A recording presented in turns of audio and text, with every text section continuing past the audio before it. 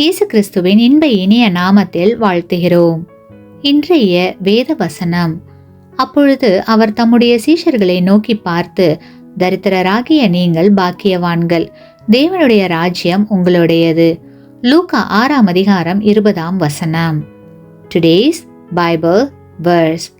Then he lifted up his eyes toward his disciples and said, Blessed are you poor, for yours is the kingdom of God.